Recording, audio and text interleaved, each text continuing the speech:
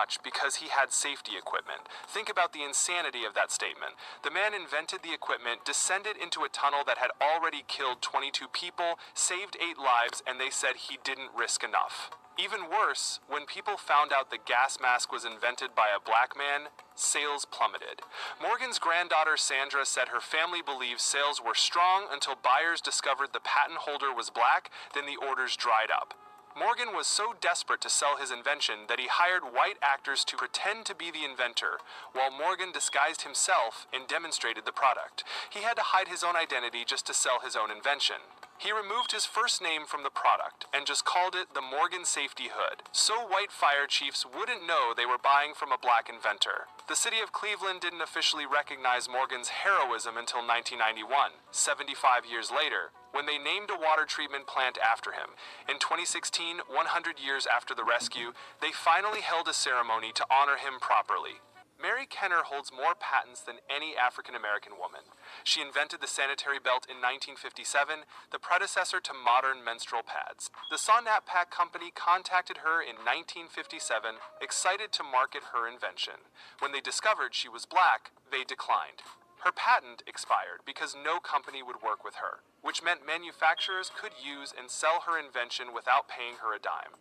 Gladys West was born in rural Virginia in 1930 and became a pioneering mathematician who laid the foundation for GPS, the global positioning system everyone uses every single day. But most people have no idea who she is. Her contributions to communication technology were revolutionary, but history tried to erase her. Percy Lavon Julian was the grandson of enslaved people who became one of the first African Americans to earn a PhD in chemistry. He was the first black scientist to lead a major corporate research and development laboratory. In 1950, when he moved his family into the mostly white Chicago suburb of Oak Park, his house was firebombed.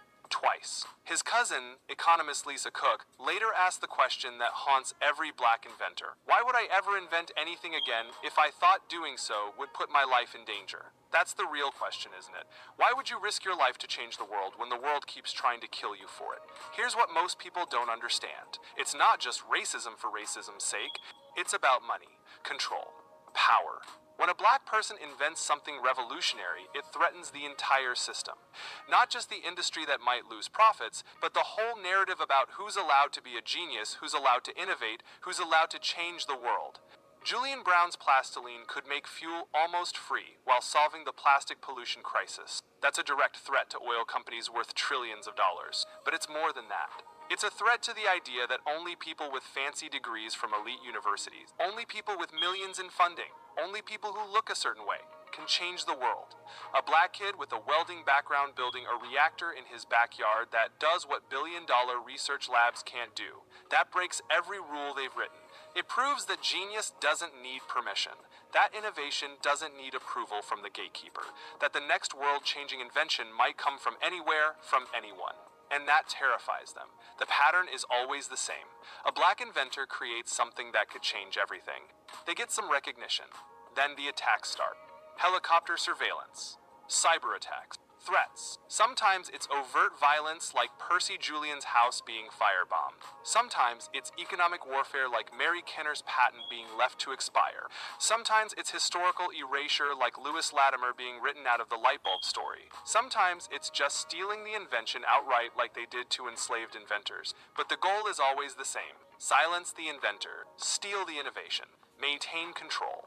Let's talk numbers for a second. Research shows that black men and women are significantly less likely than other demographics to earn STEM degrees, receive patents, or commercialize new products.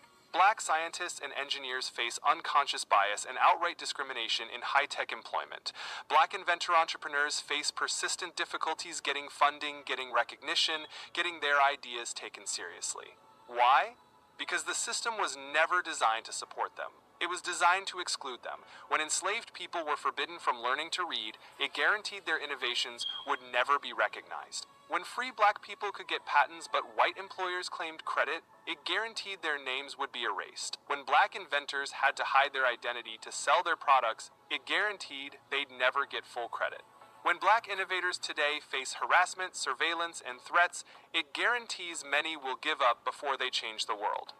This isn't ancient history. This is happening right now. Julian Brown in 2025 faced the same threats that Garrett Morgan faced in 1916 and Percy Julian faced in 1950. Different tactics, same strategy. Silence the black genius